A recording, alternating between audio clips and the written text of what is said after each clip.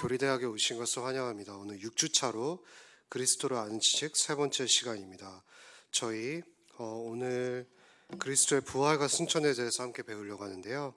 먼저 스텝 1, 그리스도의 부활부터 한번 살펴보도록 하겠습니다. 50문입니다. 그리스도의 부활은 우리에게 무슨 의미가 있습니까? 답입니다. 그리스도는 육체로 부활하셔서 죄와 사망을 이기셨습니다. 그래서 그분을 믿는 사람은 누구나 이 세상에서 새로운 생명을 얻고 앞으로 올 세상에서 영생을 얻습니다. 우리가 언제 부활하듯이 이 세상도 언젠가 회복될 것입니다. 하지만 그리스도를 믿지 않는 사람은 영원히 죽음을 당할 것입니다. 우리에게 그리스도의 부활이 주는 세 가지 의미를 살펴보겠습니다. 먼저 우리가 영생을 얻는다는 것입니다. 우리는 영생이라는 단어를 들으면 단지 영원히 오래 사는 것, 존재하는 것을 의미한다고 생각합니다. 하지만 영생은 단순히 그런 뜻이 아닙니다. 왜냐하면 지옥에서도 존재가 사라지지 않고 영원히 살기 때문입니다. 우리는 예수 그리스도를 믿기 전에 허물과 죄로 죽은 존재들이었습니다. 에베소서 2장 1절, 그는 허물과 죄로 죽었던 너희를 살리셨도다. 이는 육체적인 생명이 죽었다는 의미가 아니라 우리의 영혼이 죄로 죽었다는 뜻입니다. 소가로 1번입니다. 하나님께 무관심하고 싫어하며 심지어 하나님의 존재가 없다라고까지 말하는 존재에 이었습니다. 소가로 2번, 하지만 성령님의 능력으로 말미암아 예수 그리스도의 죽음과 부활로 우리에게 새 생명이 주어졌습니다. 이는 육체적인 생명을 가리키는 것이 아니라 우리 영혼이 새로워졌음을 의미합니다.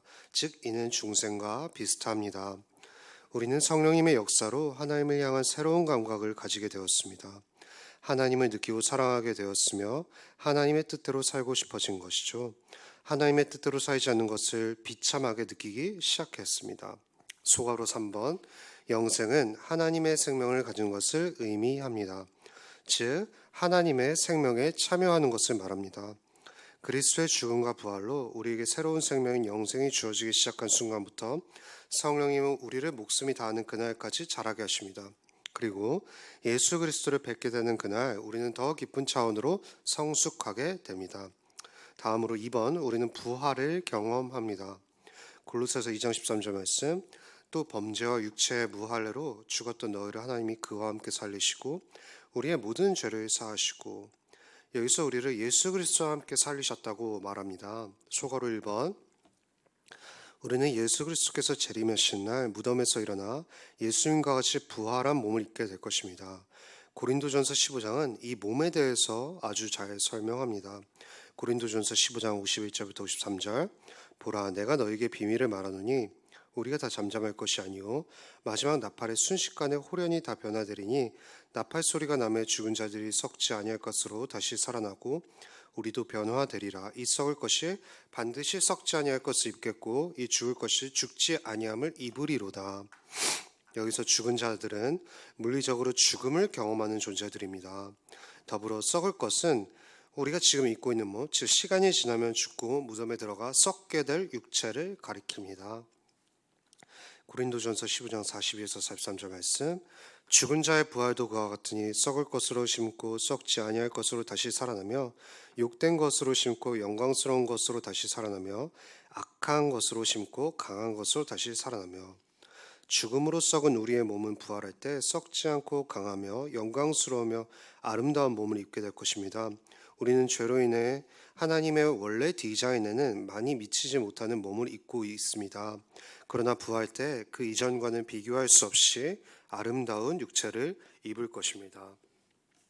한 교수님은 부활을 예수님께서 공짜로 주시는 완벽한 성형술로 표현하셨습니다. 요한복음 20장에 제자들이 모여있는 방은 모두 잠겨 있었습니다. 그런데 부활하신 예수님께서 공간의 제약을 받지 않으시고 그분의 몸이 통과하셔서 그 방에 들어오는 장면을 목격하게 됩니다. 우리는 부활 때 완벽한 몸을 입고 우주 공간을 여행할 수 있을 것이에요. 지금은 우주복을 입고 우주를 다녀야 하지만 그때는 자유롭게 마치 목성을 여행하는 날이 다가올 것입니다. 왜냐하면 우리의 몸이 영광스럽고 완벽해지고 또 흠이 없어지기 때문이죠. 마지막으로 세 번째 의미는 부활하신 예수님을 믿지 않는 지체들은 결국 영원한 죽음에 이르게 될 것입니다. 소가로 1번입니다. 우리는 단지 신자들만 마지막 날에 부활한다고 오해합니다. 하지만 불신자들도 부활하죠. 신자들처럼 썩지 않고 아름다움의 영광스러운 부활체는 입지 못할 것입니다. 요한복음 5장 28절에서 29절 말씀. 이를 놀랍게 여기지 말라. 무덤 속에 있는 자가 다 그 음성을 들을 때가 오나니 선한 일을 행한 자는 생명의 부활로, 악한 일을 행한 자는 심판의 부활로 나오리라. 부활은 단순히 생명의 부활만 있는 것은 아닙니다. 그들은 지옥에서 영원히 고통받을 것이죠. 누가복음 16장에서 부자와 거지 나사로의 이야기가 나옵니다. 여기서 주목할 만한 점은 음부에 간 부자는 음부에서 꺼내달라고, 천국으로 자신을 데려가달라고 말하지 않습니다. 왜냐하면 천국은 하나님의 뜻에 순종하는 자들의 모임이기 때문이죠. 지옥에 있는 자들은 모두 지독하게 자기중심적이고 교만함 속에 있기에 하나님을 주인으로 모시려 하지 않습니다. 자기가 왕이 되려 하기에 그들은 천국을 동경하지 않는 것이죠. C.S. 루이스는 다음과 같은 말을 했습니다. 만약 우리가 영원히 사는 존재라면 겨우 70년 정도 살다가 죽을 존재일 경우에는 전혀 고민할 필요가 없는 아주 많은 것들을 놓고 고민해야 합니다. 예컨대 지금 나의 못된 성질과 시기심이 점점 심해지고 있다고 합시다. 이것은 점차 진행되는 일이므로 70년이 지난다 한들 눈에 확 뜰 정도로 심해지지는 않을 것입니다. 그러나 이 일이 100만 년 동안 계속된다면 그야말로 완벽한 지옥이라 하지 않을 수 없겠지요. 기독교가 진짜 참이라면 지옥이야말로 이 상태를 정확하게 꼬집어주는 용어라 할 것입니다. 즉 지옥은 극심한 자기중심성과 극심한 자기교만과 이기심이 가득 차서 누구도 서로 사랑하지 않고 자기가 왕만이 되려는 세상이기에 그것이 불의 표현이 굳이 필요하지 않더라도 너무나도 지옥과 같은 현장이라고 말할 수 있겠죠. 소가로 2번입니다. 사실상 지옥의 불보다 고통스러운 지옥에서 넘쳐나는 자기중심성과 교만을 우리는 기억해야 됩니다. 서로가 왕이 되려 하기에 점점 하나님과의 관계는 멀어지고 하나님과의 교제가 실종된 채 극심한 고독과 외로움 속에서 살아가는 것입니다. 스텝 2, 그리스도의 승천입니다. 문답 49번입니다. 그리스도는 지금 어디에 계십니까? 답입니다. 그리스도는 죽으신 지 사흘 만에 무덤에서 온전히 부활하셔서 아버지 오른편에 앉아 계십니다. 그리고 온 세상을 심판하시고 새롭게 하기 위해 돌아오실 때까지 그곳에서 하나님 나라를 통치하시고 우리를 중보하십니다. 부활하신 예수님께서 지금 어디서 무엇을 하고 계실까요? 예수님은 그냥 우리 곁에 계시지 왜 하늘로 올라가셨을까요? 예수님은 참 하나님이시지만 동시에 사람의 몸을 입으셨기에 특정한 장소성과 공간에 제약될 수 있습니다. 만약에 지금 이 땅에 계셨다면 일부 사람들만 직접 그리스도를 보고 나머지는 마치 대통령처럼 미디어를 통해 보았을 것이죠. 하지만 그리스도께서는 승천하시고 성령님을 보내시어 우리와 성령님으로 말미암아 함께 하십니다. 에베소서 1장 20절부터 22절 말씀. 그의 능력이 그리스도 안에서 역사하사 죽은 자들 가운데서 다시 살리시고 하늘에서 자기의 오른편에 앉히사 모든 통치와 권세와 능력과 주권과 이 세상뿐 아니라 오는 세상에 일컫는 모든 이름 위에 뛰어나게 하시고 또 만물을 그의 발 아래 복종하게 하시고 그를 만물 위에 교회의 머리로 삼으셨느니라. 예수님은 승천하시어 나는 십자가 사형을 완수했으니 이제 놀겠다고 하신 것이 아닙니다. 그분은 특정한 역할을 맡기 위해 하늘로 가신 것이죠. 1번, 아버지 하나님께서는 예수님께 통치권과 심판권을 맡기셨습니다. 예수님께서는 친히 사람이 되셔서 우리가 경험하는 모든 고난과 시련을 통과하셨기에 진정으로 우리를 경험하셨고 이해하십니다. 그렇게 그분의 통치는 모든 이들을 순응하기에 합당하게 만드는 것입니다. 아버지 하나님은 전자시기에 우리를 아시지만 사람이 되신 적이 없기에 사람으로서 우리를 경험하시진 않았습니다. 예수님은 완전한 능력과 주권으로 온 우주를 선하게 통치하심으로 우리는 신뢰할 수 있는 것이죠. 아우구스티누스의 말입니다. 주께서 우리 눈앞에서 승천하시어 우리는 슬프게 돌아섰으나 알고 보니 주님은 우리 마음속에 계셨나이다. 즉 그분은 우리를 진정으로 공감하시고 이해하시는 우주의 통치자이십니다. 우리는 때로는 우리가 괜찮을 때는 하나님이 이 땅을 선하게 통치하시고 계심을 믿지만 우리가 고난과 시련을 경험할 때 내가 하나님의 자녀라면 왜 이런 어려움을 경험하게 하시나요? 정말 저를 사랑하긴 하시나요? 라고 그분의 선하심과 통치하심을 의심합니다. 하지만 하나님께서 때로 우리를 교정시키고 정화시키기 위해 시련을 허락하십니다. 이 세상에 악이 창궐하는 모습을 보고 악을 당하면 우리는 하나님의 선하심에 질문을 던지는 것이죠. 하지만 예수님은 사람의 몸을 입으시고 악을 당하셨습니다. 그리고 십자가에서 죽음을 경험하시고 부활하심으로 죽음을 정복하시고 승리하셨으며 끝내셨습니다. 2번입니다. 예수님은 승천하시오 온 우주 만물을 통치하실 뿐 아니라 우리의 대언자 중보자로 쉬운 말로 변호사로 우리를 위해 아버지께 중보하고 계십니다. 49문입니다. 그리스도는 지금 어디에 계십니까? 그리스도는 죽은 지 사흘 만에 무덤에서 온전히 부활하셔서 아버지 오른편에 앉아 계십니다. 그리고 온 세상을 심판하시고 새롭게 하기 위해 돌아오실 때까지 그곳에서 하나님 나라를 통치하시고 우리를 중보하십니다. 우리는 여전히 죄에 자주자주 넘어집니다.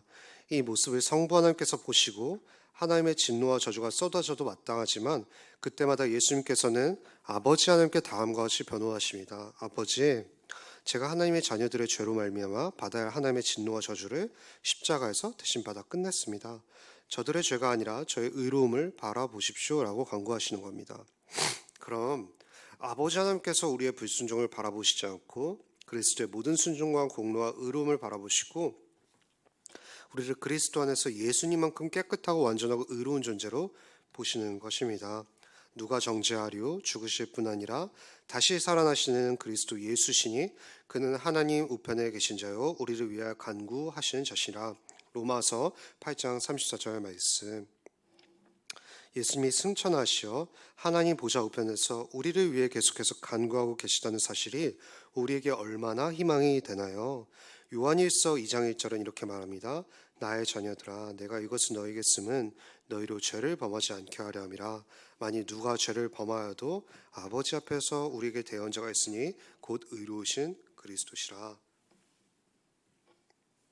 소가로 2번입니다. 우리는 나의 연약함, 죄로 인한 넘어짐 혹은 고난의 현장 속에서 우리의 구원의 확신이 흔들릴 때가 있습니다. 내가 정말 하나님께 받아들여진 자라면, 사랑받는 자녀라면 어떻게 이렇게 살아갈 수 있을까? 하지만 로마서는 다음과 같이 말하죠. 로마서 8장 38절에서 39절 말씀. 내가 확신하노니 사망이나 생명이나 천사들이나 권세자들이나 현재일이나 장래이나 능력이나 높음이나 깊음이나 다른 어떤 피조물이라도 우리를 우리 주 그리스도 예수 안에 있는 하나님의 사랑에서 끊을 수 없으리라. 피조물이 하나님의 사랑을 끊으려고 해도 끊을 수 없는 것입니다. 하나님께서 우리를 향한 사랑은 우리가 거절한다고 해도 거부할 수 없는 하나님의 놀라운 열정이 담긴 그 크신 사랑인 것이죠. 우리의 어떠함으로 사랑하시기로 하신 것이 아니라 창세전에 우리를 사랑하시기로 결심하셔서 사랑하신 것입니다. 예수 그리스도의 승천과 부활이 우리에게 주는 의미를 잠시 살펴보았습니다.